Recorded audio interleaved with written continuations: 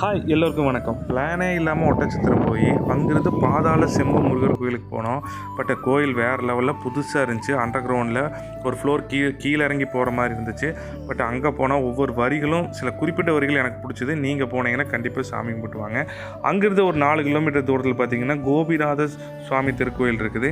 இது ஆக்சுவலி கிருஷ்ணர் கோயில். கிருஷ்ணர் கோயில் எனக்கு தெரிஞ்ச மலையில் இருக்குது இதுதான். பெருமாள் கோயிலும் கூட மலையில் இருக்குது. பட் நான் போனதுலேயே கிருஷ்ணர் கோயில் இதுதான் ஃபஸ்ட் டைம் மலை ஏறி போயிருக்கிறேன்.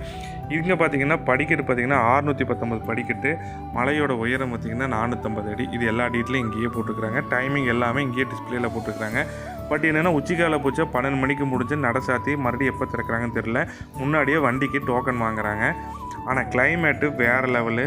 கோயிலில் கூட்டமே இல்லை. ஃபேமிலியோடு போனால் சாப்பாடெல்லாம் கொண்டு போனால் நிம்மதியாக உட்காந்து சாப்பிட்டு சாமி கும்பிட்டு வரலாம். ஃபேமிலிக்கு ஏற்ற கோயில்.